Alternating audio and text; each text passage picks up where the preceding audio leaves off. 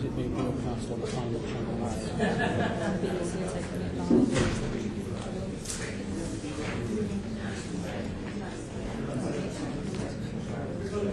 Good brief, actually. Good brief style. No, people stick to it. That's well, actually, it's very concise. It's very concise. Yeah.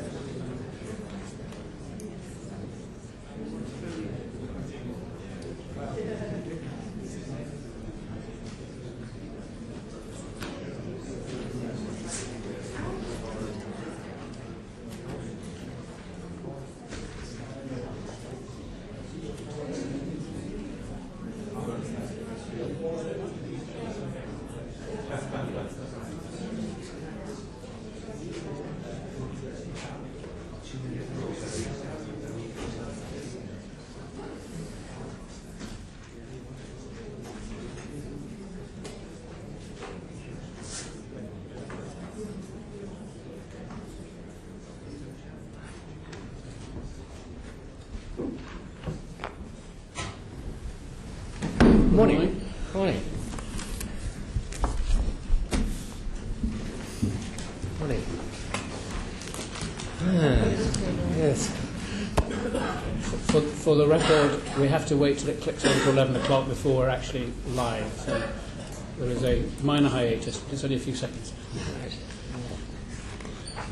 So are you on your way there or on your way back at the moment?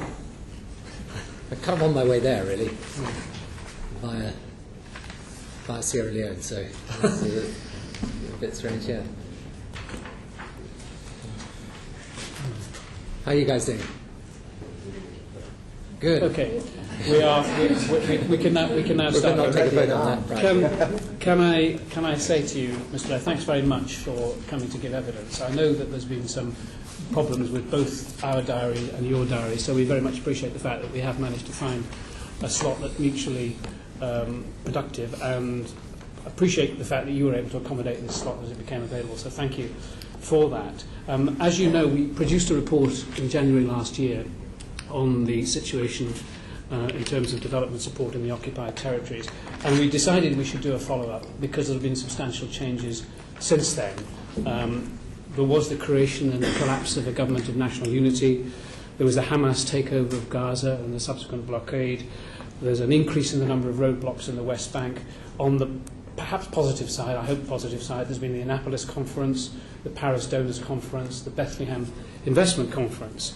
So we obviously took the view that this was an appropriate moment really to update the situation, and of course your own appointment, and that is obviously what we're here to discuss today. So thank you for coming in to answer our questions, and I wonder if we could get straight to them and start with the situation in Gaza. You will be aware that the committee didn't entirely agree with the quartet strategy in our previous report, and in particular we said that we thought the treatment of Hamas was not entirely appropriate. And what we said was that it was right to place pressure on Hamas to change its policies, but dialogue and engagement were better tools than isolation. And indeed we expressed concern that we were driving them to a more extreme position, which appears to have been borne out. The economy of Gaza has collapsed, and Hamas is excluded from the Annapolis peace process. So you said to the European Parliament Middle East Working Group that you felt that the current approach to dealing with Gaza is, to use your term, not a clever strategy. Can you explain what you mean by that, assuming you stand by it? Well, I do stand by it. I mean, the situation in Gaza is terrible. The humanitarian situation is dreadful for the people there, and the vast majority of people in Gaza are people who want to live a decent life and can't at the moment. What I meant by saying we had to get a different strategy for Gaza was that we had to alter the current state of events fundamentally, and this is what the Egyptians are now trying to do in brokering the agreement between Hamas and Israel. And I've been strongly urging that what we need to do is to get a period of calm, to get a ceasefire in Gaza, progressively start reopening the crossings, start to get proper humanitarian help through some other goods and services, and then build our way back out of this to a situation where the people of Gaza can be helped. And secondly, and very importantly, the situation in Gaza doesn't disrupt other possibilities of progress. Now, as we speak, as you will know, there's still a very uncertain situation as to whether the Egyptians can broker that deal or not. I hope they can, because the current situation won't hold and isn't acceptable. Well, I mean, we had very powerful evidence from John Ging by video link direct from Gaza.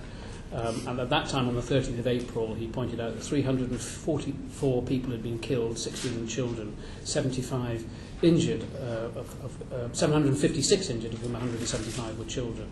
He also put the balance, pointed out 2,600 rockets had been fired into Israel, with 3 people being killed and 20 injured. Although he made the point that in spite of the restrictions in Gaza, the rocket material apparently was still getting in. So the blockade wasn't actually stopping the rockets, but it was causing what he just calls a shocking and shameful situation. So in that situation, how are you going to move it on? And how do you deal with the fact that the Quartet seems to have different approaches? The same meeting in the European Parliament, the Norwegian Foreign Minister Gahr Støre said Norway talked to the National Unity Government, including to its Prime Minister. The international community could have done more to give that government a chance. And indeed Oxfam and others said legally one has to engage to some extent with Hamas because they actually are responsible for security in Gaza. Yeah, I mean, look, there's a big question, which is what is the right attitude to have towards Hamas, and I abide by the Quartet principles, and the Quartet principles are very clear on this point. However, in the particular situation we're dealing with in Gaza, I think it's important to realise that the issue is not that Hamas aren't being talked to, because they are being talked to by the Norwegians and by the Egyptians, by others. And the issue is, I'm afraid, at the moment, how do you get a situation where you have a ceasefire so that the rocket attacks and the terror attacks stop coming out of Gaza and the retaliation stops coming into Gaza? And without that happening, I think it's very difficult to see how we're going to ease the humanitarian situation, because here's the essential political problem. People in Gaza are suffering in the most terrible way. That is absolutely true. But if you are an Israeli politician sitting in Israel, and there are 2,500 mortars and rockets falling on one town, Sderot, and where people are in constant danger, where the people are suffering trauma, where just a few weeks back when I was on one of my visits to the Israeli Prime Minister, there was a massive demonstration outside his office from people from Sderot, from Israel, saying you've got to get tougher on this situation. And, even though, as I will go on to say, I think there's a lot more that Israel could do and has to do, not in respect of Gaza, but also in respect of the West Bank, it is important to realise if these rocket and mortar attacks stopped, life would be easier. I mean, when, as I was a few weeks back, we were pressing the Israelis to let in more fuel into Gaza, and they then go and kill 2 Israeli citizens, innocent Israeli civilians who are trying to get the fuel into Gaza, it doesn't create a very easy situation. So the politics of this at the moment are like this, I think, that until you get a period of calm in Gaza, you won't get the space, if you like, into which a more rational and more sensible political discourse starts to happen. Okay, we're short of time, so I won't pursue that any further. I'm going to ask Stephen Crabb to take a question. So moving on to the peace process, you described the recent Annapolis conference as the best chance that all sides in the Middle East dispute have got to conclude a deal. And in fact, you told the working group at the European Parliament that it is possible to get this conflict resolved, and I think you said by the end of the year. I mean, how realistic do you think that the peace process envisaged at the Annapolis conference it actually is, given the ongoing conflict essentially between Hamas and Fatah? I think there's a Hamas-Fatah complication, but in a sense, I think for the purposes of the negotiation, it's very clear that President Abbas is charged with the political negotiation. I think a more complicating factor is what's happening in Israeli politics at the moment, which obviously is more uncertain, and that can create a difficulty. Here is my take on this, and I have a different understanding of it than I did when I was Prime Minister, even though I used to spend a lot of time thinking about this and going out to the region and so on. My view very clearly is this. Most people know, roughly, what a final settlement looks like. I mean, that's not to say there aren't very tricky issues to resolve. Jerusalem, right of return, land swaps, precisely the elements of the border. But in the end, people are agreed to a two-state solution. Most people, if you put 5 smart Israelis and 5 smart Palestinians and said, right, go away and produce a piece of paper that says this is the peace deal, what would be amazing, I think, is you'd find that there wasn't a vast gap on what people thought ultimately should be the solution. But the problem, as I understand it now, is really this, that what happens on the ground is a vital determinant of whether the political negotiation can succeed. And because both sides have to make compromises, they don't feel like making those compromises unless they see the situation on the ground moving towards a political solution. So if the situation on the ground is really bad, bad for the Israelis on security, bad for the Palestinians and the weight of occupation, then the political negotiation becomes tougher to do. So that's why I'm trying to concentrate on building up Palestinian security capability and try to lift the weight of the occupation. Now, in my view, if you started to get real movement on both of those things, you would pass what I call the sort of minimum credibility threshold for this situation. So that the Israeli Prime Minister could say, in time you can see how the Palestinians could be a safe partner, and the Palestinian President was able to say, in time you can see the Israelis will get out of our territory and let us run it. But at the moment, whilst the weight of the occupation is really heavy and people think, it's ridiculous to say this is going to be lifted because we can see all the signs around us that it isn't, and when the Israelis still are subject to these types of attacks, it's very hard then to get the political negotiation working. So my answer to your question would be that I think it is at any point possible to do a political negotiation, but we need to pass that minimum credibility threshold of what happens on the ground. Is it your view that a sustainable peace deal can be struck, which doesn't include Hamas as a partner? I think if you've got a political process going that started to result in real progress on the ground and the shape of a political negotiation being clear, then I think, in a way, Hamas would have to face a choice. I mean, you can agree or disagree about the quartet principles, and I totally understand the point of view of people who say you just talk to everyone. Right? It's not the quartet position, but I can understand it. However, let's be clear, to cut a deal that has Hamas in it, it can't really be done unless Hamas accept the existence of Israel. So I think the realistic thing is to get Hamas into the negotiation. The quartet principles aren't foolish in that regard. I mean, they are that you accept Israel exists and you have a peaceful means of pursuing the negotiation. And that is actually quite similar, in fact, to what happened in the Northern Ireland situation. So, I would say it depends. It depends on how Hamas deal with the situation if there's real political progress being made. But at the moment, obviously, people are very far apart. And if I could ask you just finally, very briefly, about the role that Hamas is playing on the ground, specifically with regards to the humanitarian situation in Gaza. Are they proving to be a positive agent in terms of helping to facilitate the distribution of aid, or are they hindering that? I mean, we get frequent reports of rocket attacks on checkpoints when humanitarian aid is trying to be transferred into Gaza. Are Hamas responsible for that?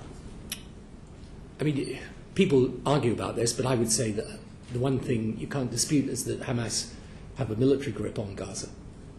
And therefore my view is that if they wanted to stop these attacks, they probably could. Now, maybe they couldn't stop all of them all of the time, but I don't think there's much doubt that their writ in a military, in an armed sense, runs in Gaza.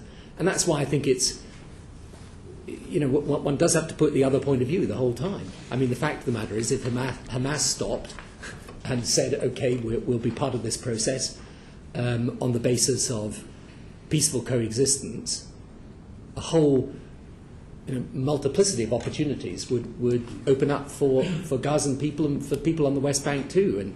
And a strategy of deliberately targeting the crossings at the same time as saying to those of us in the international community, this is a humanitarian catastrophe. I mean, you can't really justify that.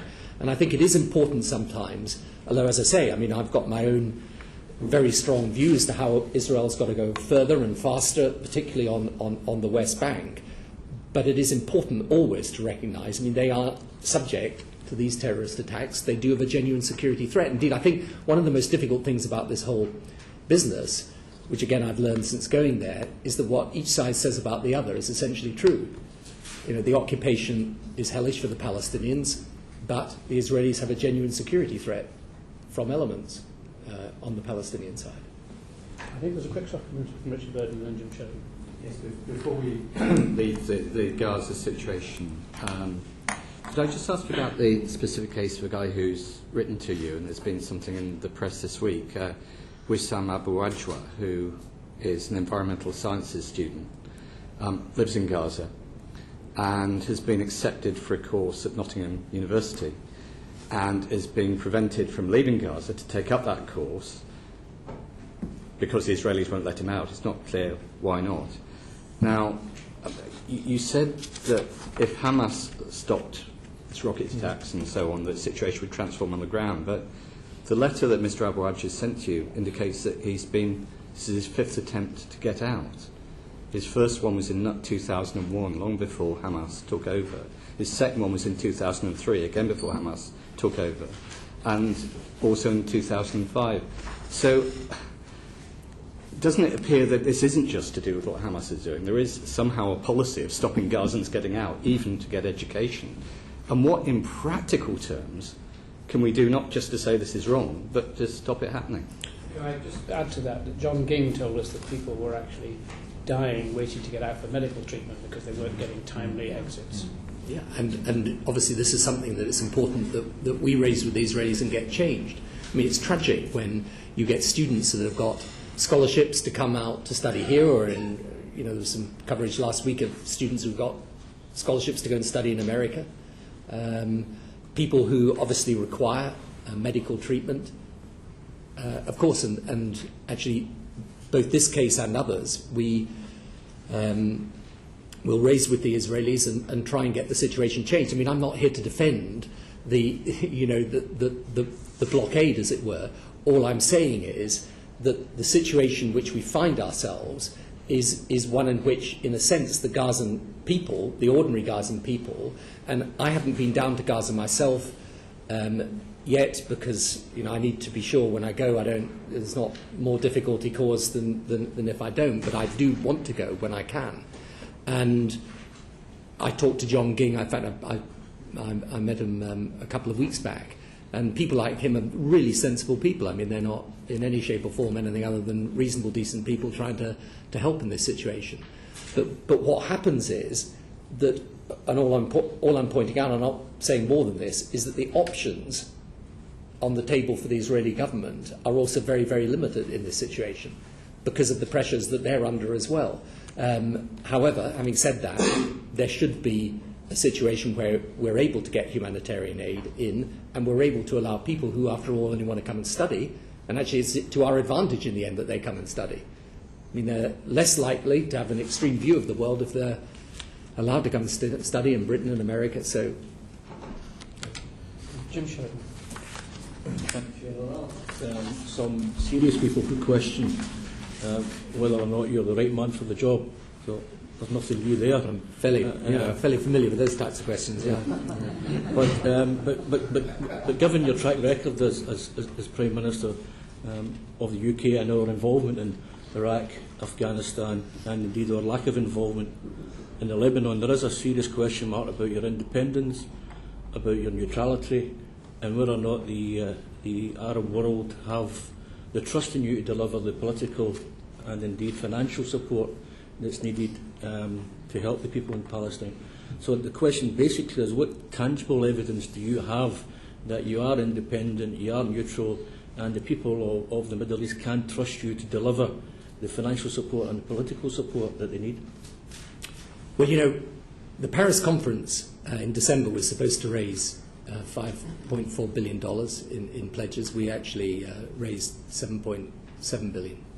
So I don't think there's a problem with us raising the money out there. And I think sometimes when people talk about whether you're independent or not, what they really mean is you're too close to America or Israel. But as I always say to people out there, the thing about this peace deal between Palestine and Israel is that it includes Israel. And actually, I find with ordinary Palestinians, they know that whoever helps them in this situation has got to have some leverage with Israel and America to be any use in this situation at all. And although I get quite a lot of questions from various parts of the media about this, actually out in Palestine, the issues to do with Iraq and Afghanistan and the broader questions, all they want is someone to go and help them sort their situation out.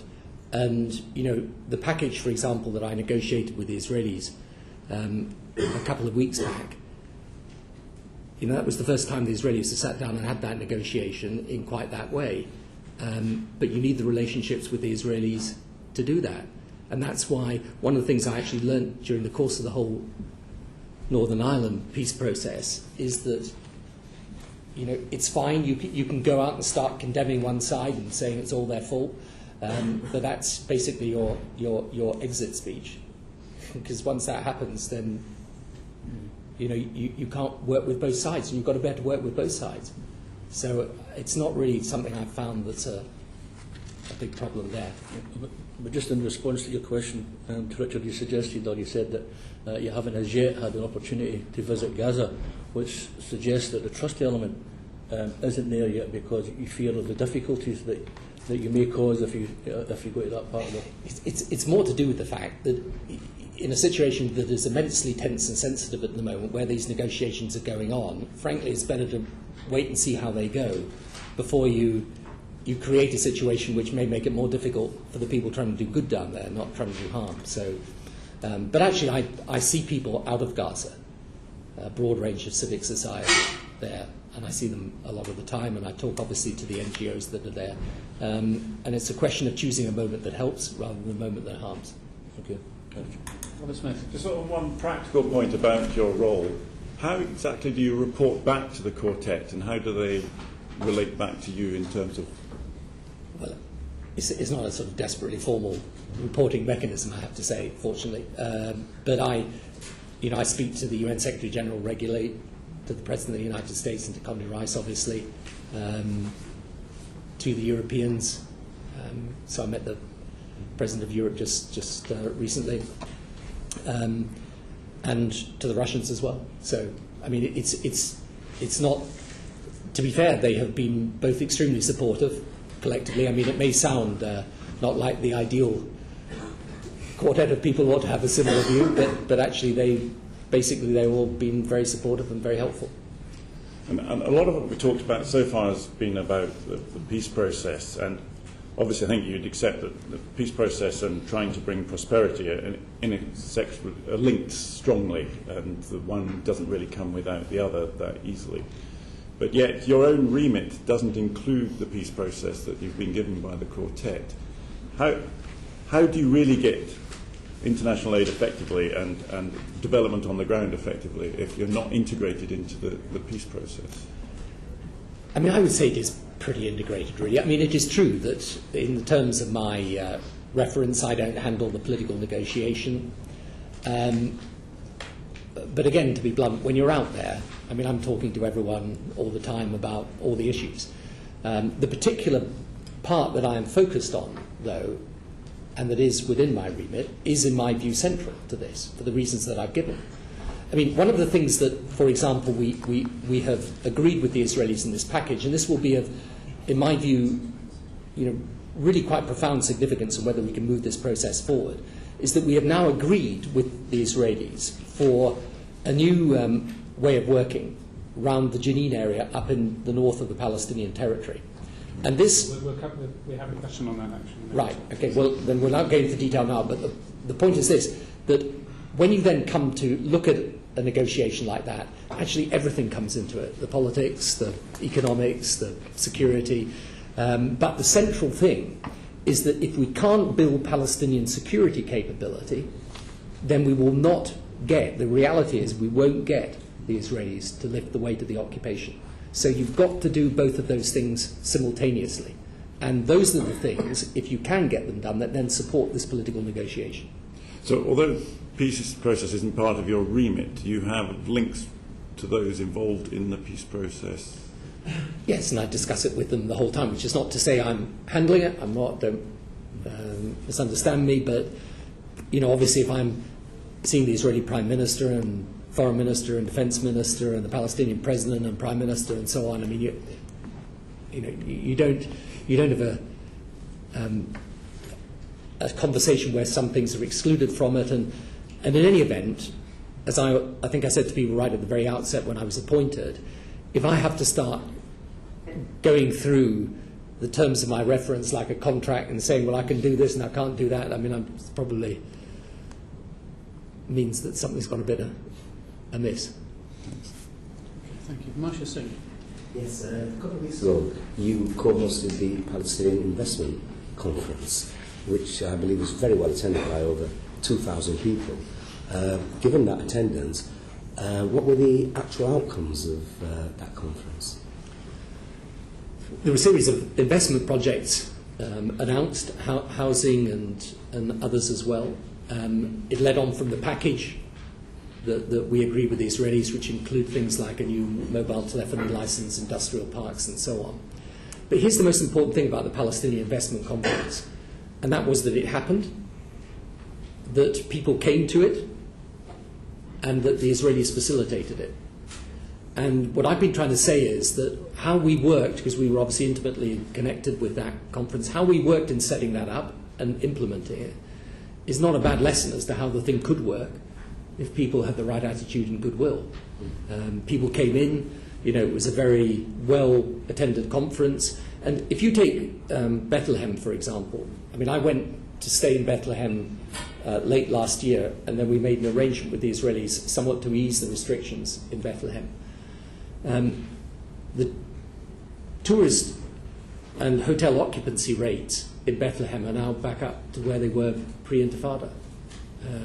That's just a small thing that has happened that shows you what could happen if the right attitude and, as I say, the right goodwill was there. And of course that has an impact on the local economy. So that investment conference, which they expected, I think, to get several hundred people to, and got 2,000 people to from right round the Gulf region, was a big thing for the Palestinians. And I think in time it will lead to some projects were announced at the conference, but it will lead to others. But the proof of the pudding is actually in the eating. What percentage of the projects that were on the table received a firm financial commitment? Well, I think for those projects that were announced at the conference, there was firm money put there. And for example, one of the things I was involved in just a few weeks back was putting together the mortgage facility for this housing finance idea, which is to offer support for mortgages so that there can be low-cost housing and affordable housing for Palestinians. And our Department of International Development actually played a very, very helpful role in that, and we're a major part of putting it together. That's a $500 million facility that's now there. It will probably bring in about $1.5 billion worth of housing investment. On mortgages, could you do the same for the UK? It's definitely not my remit. It's not anymore. So you've mentioned a number of projects which received firm financial commitments. Were any of those commitments for the region of Gaza? In respect to the package we put together with the Israelis, yes, some were infrastructure projects. There is the North Gaza sewage treatment works, which we have got clearance for now, and the first phase of that will be completed. The second phase we can put underway now, but it's been incredibly difficult. And there's just no point in disputing the fact. It is very difficult to get things into Gaza at the moment. And there is a massive amount we could do in Gaza. If you got a ceasefire, if the crossings started to reopen, if you got some normality back, there's a huge amount of potential there. And the other thing that is very frustrating and very sad, actually, is that the Palestinian private sector, which obviously in Gaza has suffered enormously, and in the West Bank has had its difficulties. I mean, these are good business people. I mean, they're creative, intelligent, able people. They're prepared to put real money in, and I think the outside international community is prepared to help them. But they need the situation to ease. And one thing that I think is absolutely vital is on the West Bank, at least, we show what progress there can be if there's a different atmosphere. But don't Hamas understand the need for economic development in Gaza to benefit its own people? They do, but it's at one level. But this is they have a strong ideology. There's no point in getting away from it. It's one of the complicating factors. So prospects in Gaza for economic development are very dismal at the moment. They're dismal until you get a ceasefire and some normality and some calm. And then if you get some normality and calm, everything becomes possible. I mean, for example, if you go back to the Irish situation for a moment, and there are real parallels there, but if there hadn't been a ceasefire and there hadn't been an agreement that this thing was to be pursued essentially through peaceful means, even with the fact there were still acts of violence, but if you hadn't had that basic agreement there and created, as I say, the space within which the politics and the economics and the social development can work, you would have never got a peace deal there, and that's the problem. And as I say, whatever criticisms can be made of Israeli policy, and as I say, I share the criticism in terms of getting more things in, humanitarian aid, the students, things that Richard was talking about there.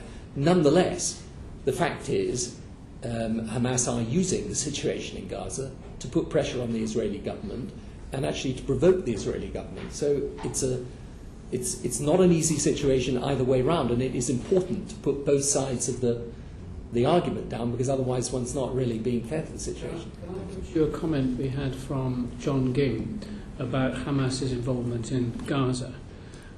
We asked him what cooperation or engagement they had with Hamas, and he said the de facto reality here is that Hamas are in control of the security situation in Gaza. Therefore, it's their responsibility, as long as they choose to be in the de facto power here, to ensure an environment where the humanitarian agencies can freely operate. And in the case of ourselves, that's UNRWA, they're discharging that responsibility. Could the same be said of the Israeli government? Well, I think, again, if you ended up in a situation where there was a ceasefire, there would be absolutely no reason why you shouldn't be then reopening the crossings and allowing the goods and services to come in, and indeed the people and goods to come out. But as I say, at the moment, some of those attacks are actually happening on Israelis at the crossings. And, I've discussed this at length with John as well, as I was indicating earlier, and I think people like him, they feel the same frustration, really. I mean, you can't agree with the effect the blockade has on the people of Gaza, but you can't agree either with the way Hamas operates there. And it's a deeply frustrating situation. Now, as I say, at the moment, there is a discussion specifically around the concept of a ceasefire and building out of this situation that is being conducted by the Egyptians. So, for these purposes, if you like, there's not a failure of communication or misunderstanding as to what's being asked. The Egyptians, who are well schooled in doing this type of thing, are going between the two sides and talking to both of them, and actually talking to the other groups as well in Gaza. John Bercow. You're keen to combine large-scale investment and enhanced security with the proposed industrial park in Jenin, potentially, I suppose, acting as a trailblazer for this purpose. Can you tell us what is the timescale envisaged for that particular industrial park? Yeah. In Jenin, there are a whole series of small-scale projects that we're getting underway now, and then there's one big-scale project, which is the industrial park around the Jalameh crossing. There's basically an agreement for this now. The German government is providing the money for the infrastructure. When I was up at the crossing just a few weeks back, I think they think this could be got underway very quickly, within months.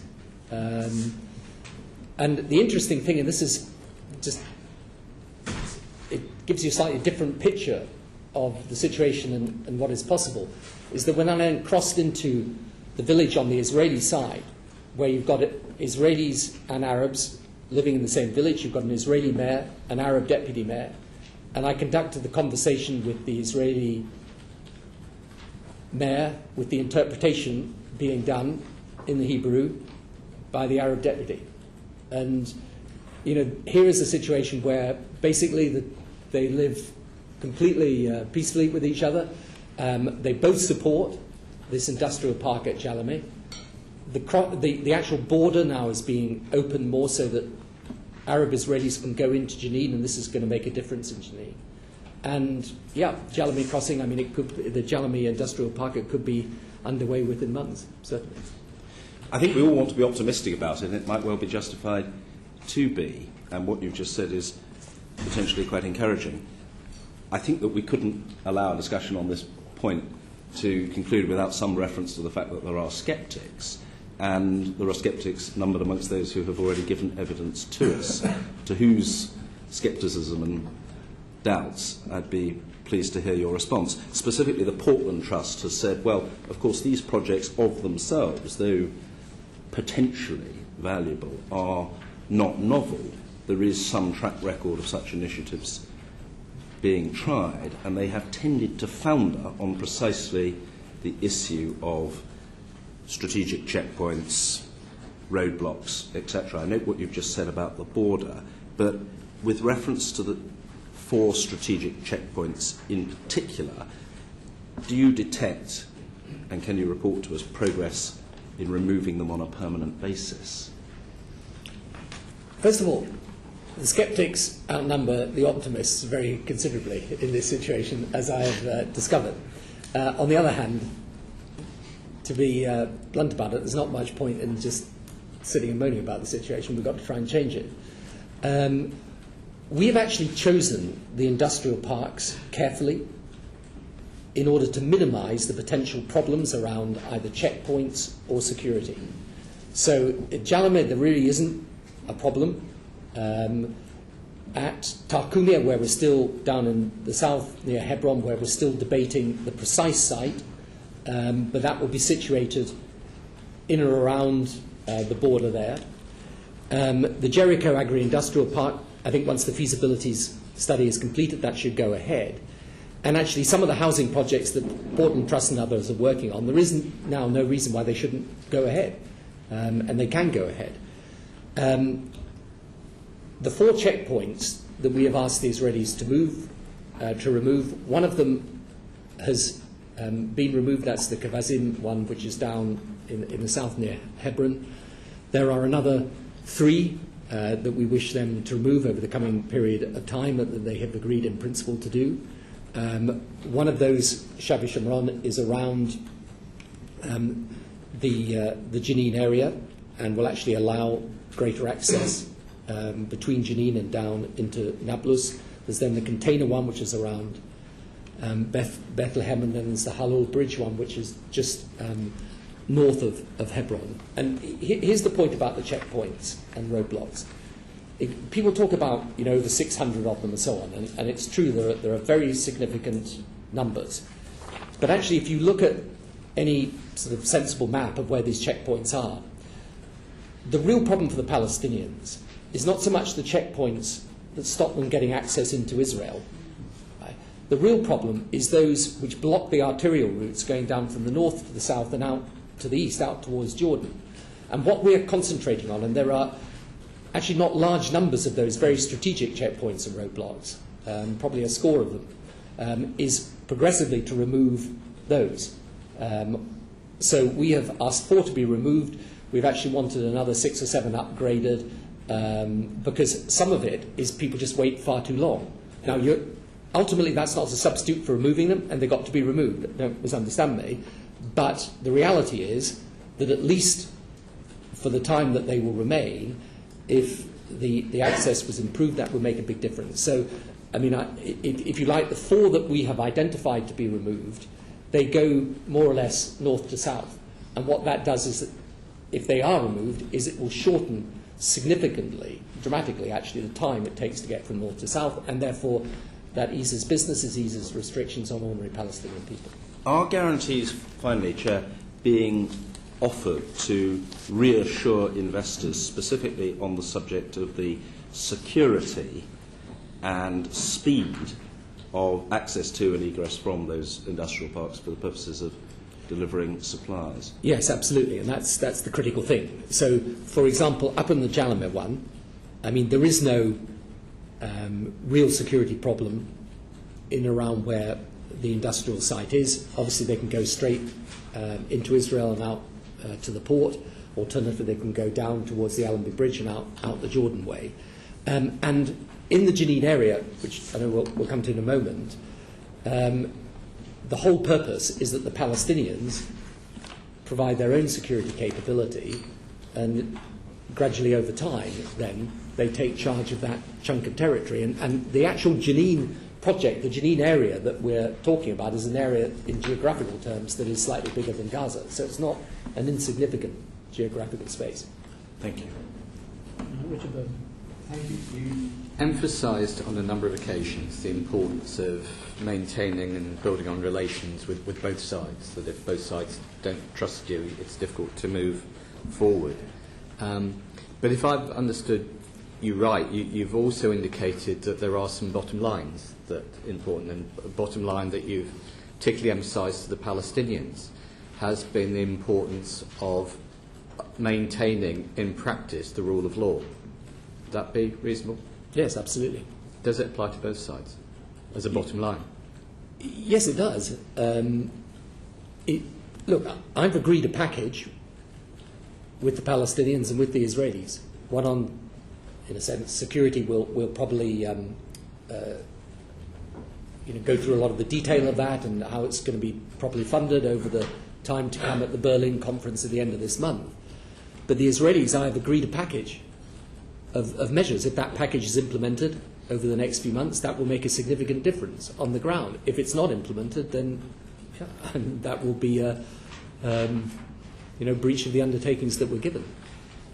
But we can perhaps just come on in a minute to talk about the package, but I'm just trying to establish the bottom lines on which the package is built. And as far as the Palestinians are concerned, you said that the rule of law, both domestic and, I guess, international, as applied to Hamas, not you shouldn't fire rockets over the border at someone else's people, it's a bottom line. In the relation to Hamas, it even stops a discussion with them, let alone an agreement with them, unless they abide by international law. Now, my question is, does that apply as a bottom line to the Israelis as well as to the Palestinians? Yeah, well, I mean, the Israelis should abide by the law too, of course. Is the occupation legal or illegal? Yeah. Well, the problem with looking at it in that way is that here is the difficulty the Israelis have. And it's just important to realise this, otherwise, we can talk about the illegality of the occupation and so on and so forth, but we don't actually get to where the hard politics of this is. Everybody wants to see the occupation lifted. Right? It's got to happen, however, in a way, and this is the brutal reality from the Israeli point of view, and no Israeli politician is going to depart from this view. Whoever, in any subsequent election, is elected Israeli Prime Minister, unless it is clear that on the West Bank there will be the rule of law by a Palestinian authority with whom they've got an agreement for peace.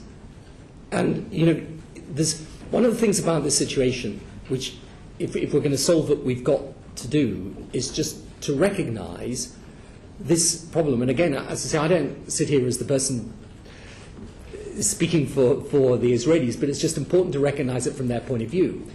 They think they got out of Gaza, they took their 7,000 settlers with them, and they let the Palestinians run it. Right? And then they think they get a whole lot of attacks. Now, we can all debate the unilateral nature of that and why it wasn't done properly and so on and so forth, but that is their mindset on that. When it comes to the West Bank, therefore, they need to know that if the IDF get out of the West Bank, you don't have armed militias going into it or taking control of it. That is why building Palestinian security capability properly is absolutely central. That is why Jenin is important, because for the first time we are doing this in a different way.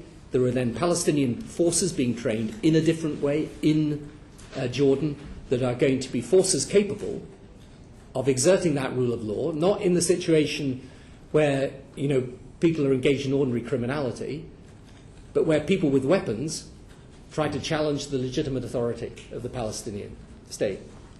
Yeah, I mean, I was put that question to you not in the sense to make an academic or debating point, but to lead on to some issues of practicality. The first of which would be that if there is going to be trust, then do you not feel that sometimes on the Palestinian side there may be a perception of double standards? Not that practicality isn't important on both sides, but international law is a bottom line for the Palestinians. For the Israelis, it's something is a bottom line, but depends on the political situation on the time, that might actually undermine a degree of confidence. And I suppose the second thing is, if actually there are certain things going on the West Bank that are illegal under international law, settlement building, the wall where it's built on Palestinian territory rather than down the Green Line and so on, and you are attempting to negotiate ways often around those problems, it could be said that in some circumstances there's a balance to be drawn about at what point you're actually easing restrictions on the ground to enable economic development, furthering the peace process and lifting the weight of occupation on the Palestinians, and at what point that transfers through to saying, well, actually you get to a situation where the Palestinians are there in Nablus, they've got a road through that can get down to Ramallah, you can have some trade going on there, you've got a transport continuity between areas, but you've still got the settlements, you've still got the West Bank divided up into different cantons, and you move away from the idea of a contiguous Palestinian state to a continuous transportation one. Now, what is that a problem? Is it a problem for a villager who doesn't live on an arterial route, who has to get through one of those little checkpoints in order to get... Yeah. And if it is a problem, what mechanism have you got for dealing with that and assessing which you're doing? Well, yes, it is a problem. And, you know, since I've tried to be fair to the Israeli side, let me be fair to the Palestinian side. I mean, Prime Minister Fayyad was sitting here, and he is a, you know, totally good guy, really sound person, someone who wants a two-state solution, is as tough on terrorism as any of us. He would say to you, look, the fact is the Israelis could and should be doing much more. And, you know, I think it is necessary for Israel to do more and to go further. And the answer to your point is, yes, if all you do is some economic and social development, and it isn't put alongside lifting the occupation and making a political final settlement that deals with also the settlements issue and the outposts, some of which are illegal under Israeli law, never mind under international law, yeah, of course that won't work. That's why I say you've got to integrate these things together. You've got to have the politics, the security capability of the Palestinians, and what happens on the ground in an economic and social sense, moving in the same direction. But no, I mean, of course, you know, what Palestinians feel is there is a genuine double standard on the part of the West. I mean, they feel that. There's no doubt about that. But, you know, what I'm trying to do is to say, well, how do we work our way out of it? And where I think it is important to try and change the reality on the ground is that that is the only way you're going to get a political deal in the end. You know, you're not... You know, it's quite a hard thing to say this, but I think it's my sense of the political reality. Unless Israel is sure that a Palestinian state will be a safe partner, it doesn't matter how long you sit in a room looking at maps and negotiating, they won't agree it. On the other hand, it is my actual genuine belief that if the Palestinian capability, this is the importance of building their capacity, their governance, their security capability, as Prime Minister Fayyad is trying to do. If the Palestinians do that, then my view is that the Israelis know that in the end, for their own long-term security, a Palestinian state is the only option. Because, you know, as I say to people, the alternative to a two-state solution is a one-state solution. But then there's going to be a hell of a fight. So... Last point, a very, very brief one. It has been suggested that there should be a mechanism on a project-by-project basis for just determining whether a project is taking things forward or whether it's getting around international law. Some side of the mechanism for assessment should be in place. Is there one? Would you consider one? And if so, who would do it? I mean, to be honest, I don't really think that's where it is. I think the single thing that people would ask me if I was in Palestine right now is that package that you agree with the Israelis sounds good, is it going to be done? That's the only question they'd ask. I mean, they're not, you know, if you're waiting 2 hours at a checkpoint every day, if you can bring that down to 20 minutes, that makes a big difference to their life. If you can remove it altogether, that's even better, right? But we've got to proceed, in a way that is geared to the reality. And I think for most people on the Palestinian side, they're just desperate to get the freedom back in their lives to start making something for themselves and their families. And therefore, I honestly think that the most sensible thing is not to introduce a new mechanism, but the reason I negotiated this in such detail with the Israelis, over many weeks, and really got down to the detail of it, is that it's now there on the table as a test of whether things are going to happen. Another point of detail relevant to that, Dan Kaczynski. Thank you, Chairman. Mr. Blair, could I just ask you about the Quartet's development proposals for the Jordan Valley, and in particular these agro-industrial zones? What sort of standing do they have under international law? In what sense exactly? In the sense that obviously this is a disputed area, disputed territory, and you are allowing Israeli firms to sort of set up there. It could be perceived that this is a way in which the Israelis are sort of getting a stranglehold on the area and legitimizing their presence there by creating these industrial zones. Well, I think the idea of a sort of agri-industrial corridor around Jericho, this is an idea that's been taken forward by the Japanese government that have done a lot of work on this and they're prepared to put investment into it. The idea is primarily to have Palestinians do this. The problem that we have negotiated our way round, I think successfully now, but time will tell, is that, and this is maybe what you mean by this, Daniel, it's in part going to require a use of Area C. Now, this is really important for the Palestinians, and actually I think it's important as anything else, and it doesn't get the profile or the coverage that it should. 60% of the West Bank is in Area C, and Area C under the Oslo Accords is under Israeli administrative control. The real problem for the Palestinians is that even though a large chunk of that is along the Jordan Valley, which they should be allowed to develop, they find it very hard to get a development there. So the idea of the agri-industrial corridor around Jericho is so that Palestinians, I mean there will be some foreign investment, but mainly the Palestinians, get the chance to engage in what is very easy trade to do there. And because it's quite close from Jericho to the Allenby Bridge, and we've now agreed with the Israelis a longer opening for the Allenby Bridge, then they can get the goods out via Jordan, and then they've not got the same problems in trying to ship them back through the ports on the Israeli side. But I don't think there's really an issue about international law on it, but there is this issue to do with Area C and whether some of this will be cited in Area C and whether we can use part of Area C as an access, because you'll have to go across Area C to get the proper access from Jericho to the Allenby Bridge. So you envisage that these industrial zones will be primarily populated with Palestinian businesses then? I think around the Jericho area, I mean there will be others too, but it will be primarily for Palestinian business. Okay, thank you.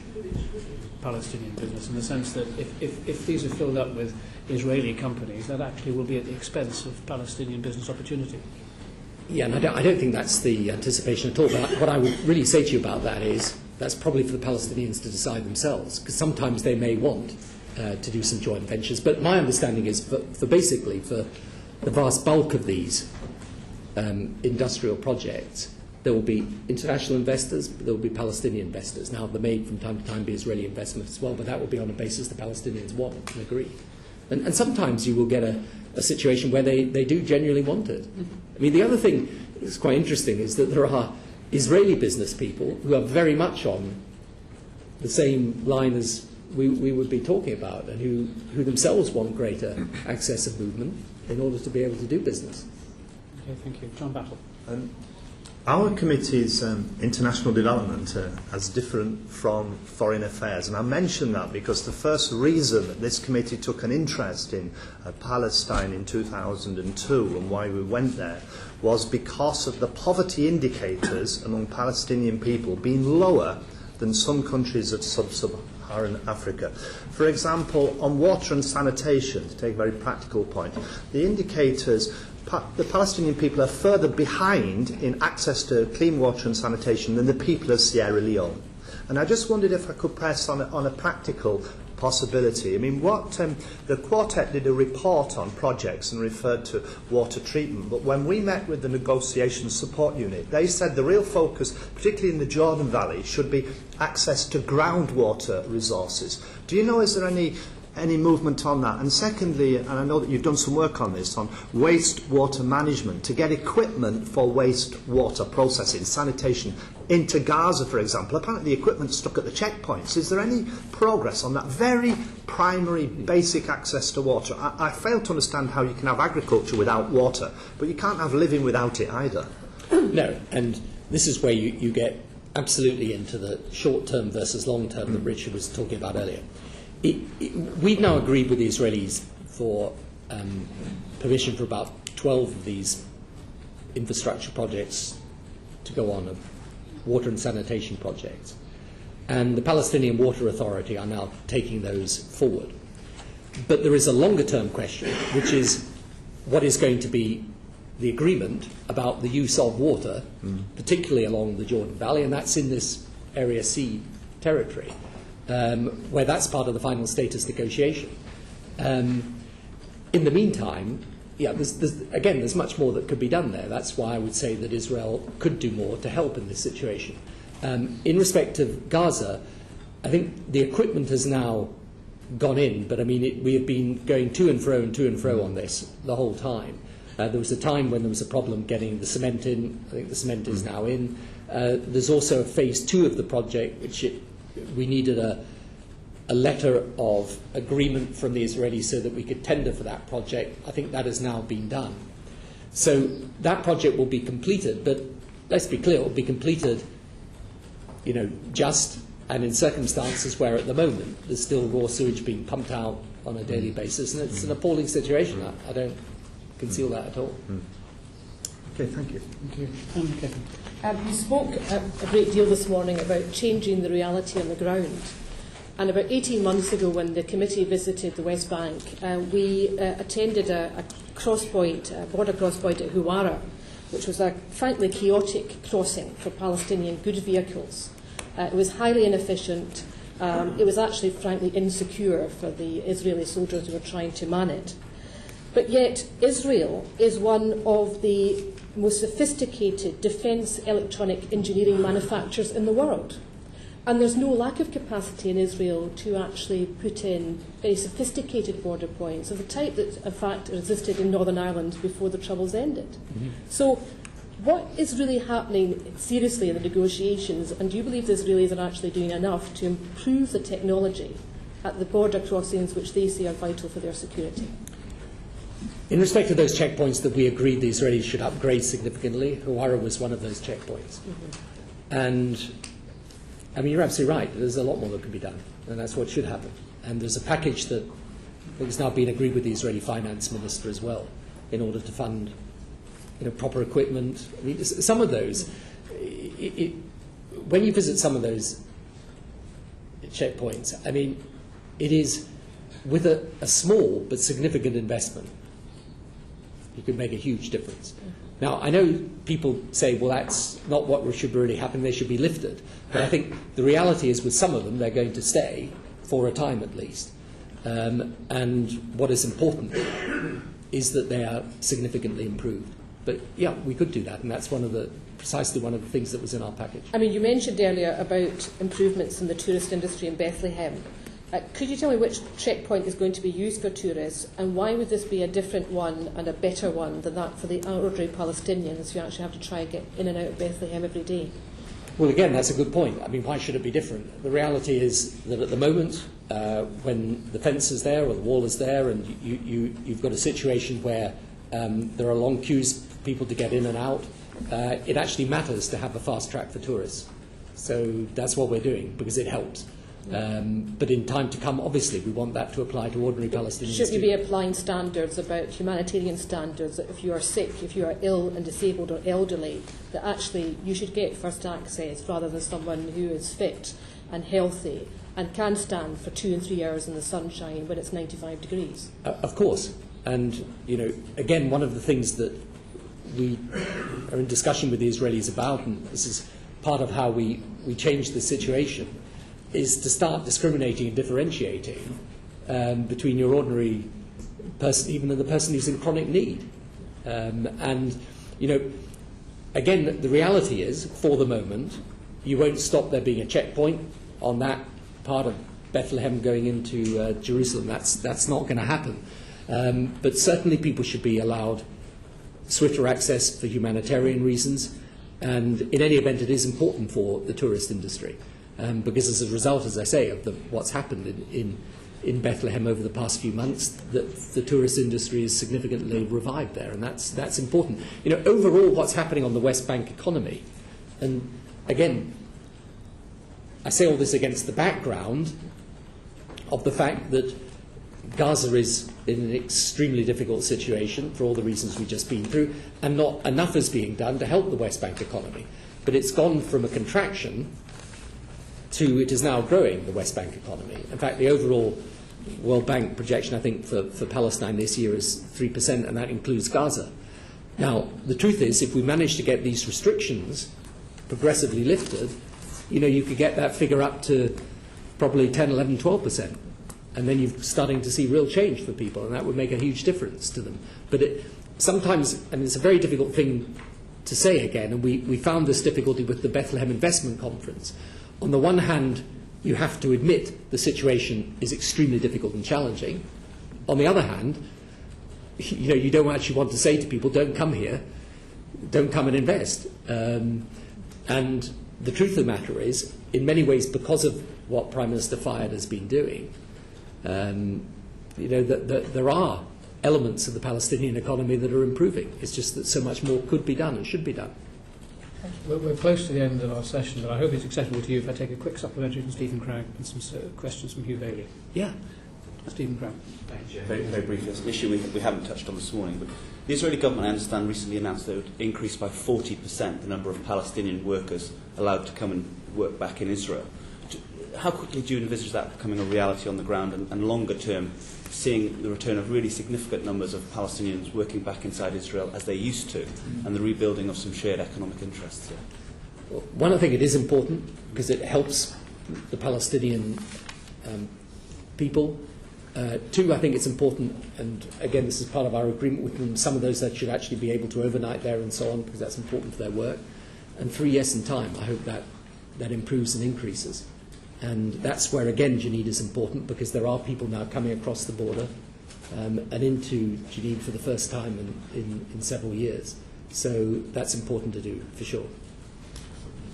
Hugh Bailey. What security outcomes would you expect to see from the Berlin conference later this month? I think Berlin is really important. It's a very important moment. And I think we need the following. We need, first of all, a proper plan for the Palestinian security forces, both for their training, their equipping, and their reform. Secondly, we need the European COPS proposals, which is for the civil police to be implemented. Thirdly, we need the proposals for prisons and courts and judicial reform to be set out and funded and then implemented, because the security picture is not just about people with weapons taking on other people with weapons. It's also about proper procedures for prison, for courts, for prosecution, for the whole panoply of measures associated with a functioning criminal justice system. What particularly would you expect the Palestinian Authority to agree to in order to create the sort of situation which, as you described here earlier, would lead Israel to lift the occupation or take steps in that direction? They need, and I think they will, to be fair, agree to the reform of those security forces, as well as their proper funding and equipping and training. And they need to be in a position where in a few months' time, building out from what's happening in Jenin now, we can then take another area and start to do the same. I mean, this is the purpose of the strategy we've outlined. And, this is very difficult for the Palestinians because sometimes they are taking on people that they have been alongside in previous times. But the fact is you can't, a state is not just a geographical territory. You've got to have one rule of law. You've got to have one authority. You've got to have one proper system of law enforcement. And for the Palestinians, this is where the work that President Abbas, who's also very committed to this, and Fayed are doing so important, it's got to happen. This is really going to happen. In any negotiation, you know this from Northern Ireland, step taken, a statement made by one side needs to be reciprocated. And you've already said that the Israeli security apparatus has a devastating effect on the quality of life of Palestinians and, rightly or wrongly, tends to fuel feelings of desperation and anger. So how can Israel be persuaded to make specific changes to their security apparatus in order to improve the lives of Palestinians and create conditions for progress with the peace negotiation? I think that they can be persuaded to do that because I believe that, as I say, the majority of sensible Israelis know that there is no alternative to a two-state solution, but a big fight continuing over a long period of time and throughout the whole region. So I think most sensible Israelis know that a two-state solution is there. I think, again, the impact of the Intifada and the breakdown of the negotiations, President Clinton and Prime Minister Barak and President Arafat a few years back, has been to leave the peace camp in Israel feeling it doesn't have a lot to go on. And rebuilding that confidence is very important. And when I actually think about this situation, which is why calming and helping Gaza is so important, is that if you've just got sufficient time and space to show that things could happen, you could get a momentum established that would accelerate quite quickly.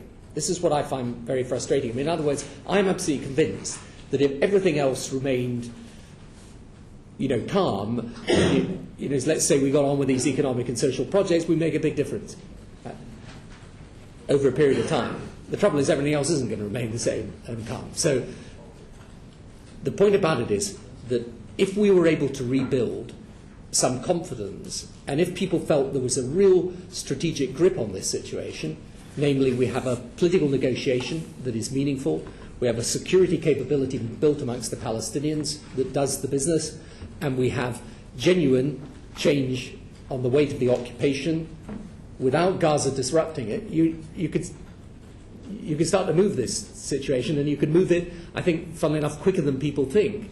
But all of those things is an open question at the moment, and that's why it hangs in the balance. And certainly, I think, which is why it's natural you should start with Gaza today. I think the danger of Gaza is not just the terrible situation for the people, but that it is used in a sense to overwhelm anything else that might be good that's happening. And I'm not naive about this. I know that if I do an industrial park up at Jalameh, but meanwhile, Gaza is in turmoil, for your ordinary Palestinian, they're looking at one state. They're not looking at two states. Gaza and West Bank are looking at one state. They feel a sense of responsibility and solidarity with their people. I agree from my visits to the region that a majority on both sides want peace, and the only prospect for that is through a two-state solution. But the majority who want peace are marginalised time and time again by acts of violence, whether it's a missile being fired over the border into Israel or the use of violence by the Israeli security forces. And you can take the parallels with Northern Ireland too far. But it was undoubtedly the case in Northern Ireland that community groups on both sides, the Falls Road and the Shankill, started saying we want peace, and they reduced the political space within which the terrorists operated. You've talked about a series of high-level talks you're involved with, but I think there's a need to nurture and strengthen community organizations of moderate Palestinians and moderate Israelis, to try and nurture that space for discussing a future of coexistence. To what extent would you like to see DFID and other donors working in this area, and what should they be doing? I think it is a very worthwhile exercise for them to work on. I mean, if you take an organisation, for example, like One Voice, which is for the young people, and who I've met and who are lovely young people who, I mean, if that's the future on both sides, it would be bright. I think it's very important to encourage a sort of civil society exchange at the same time, and I think that those are things that are easy to do and very worthwhile.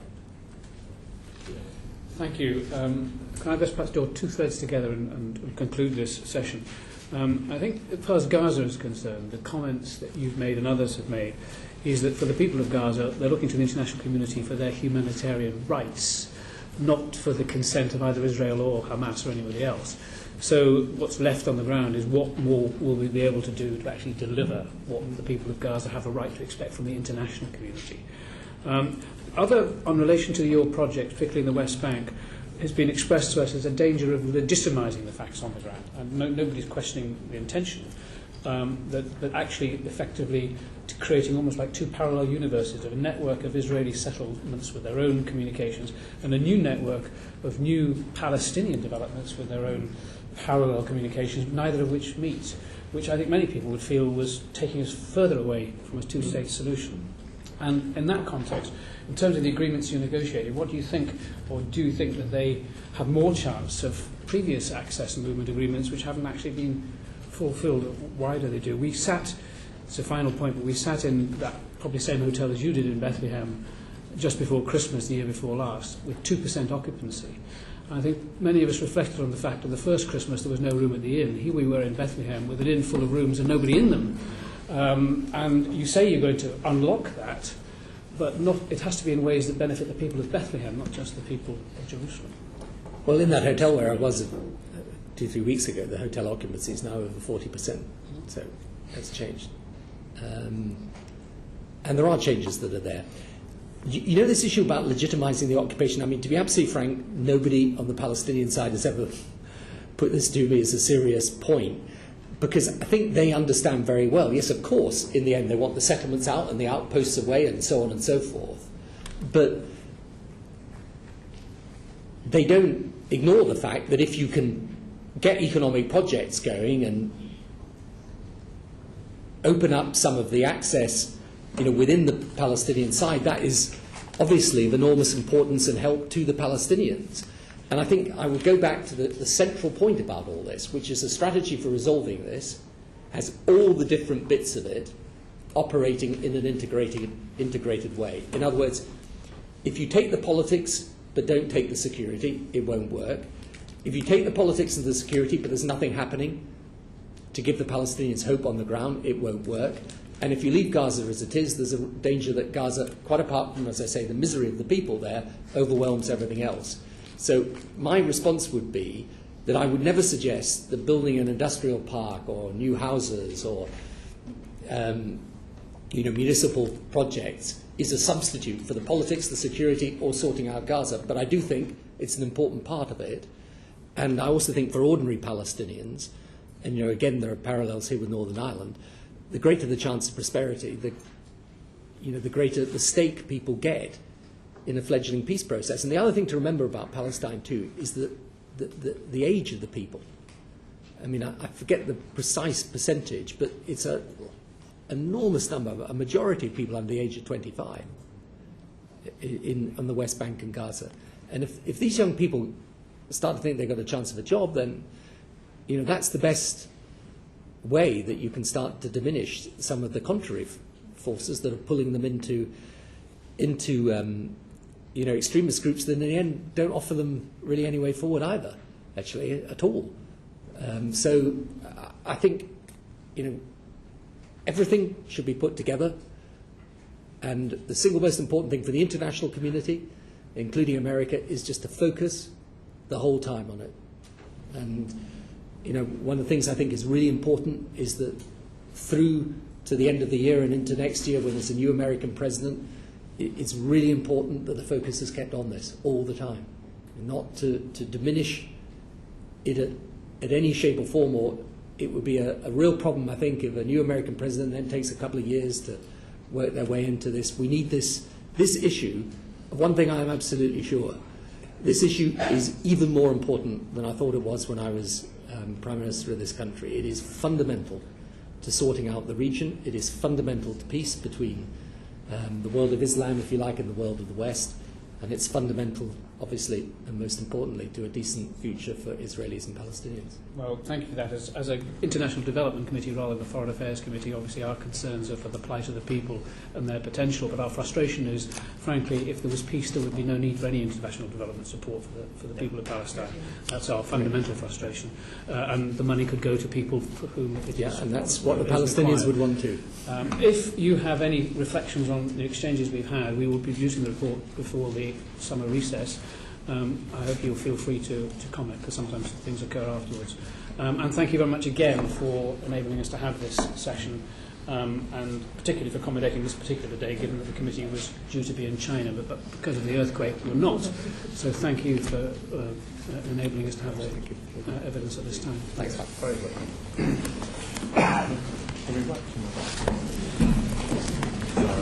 Yeah, sorry, I had that on my list.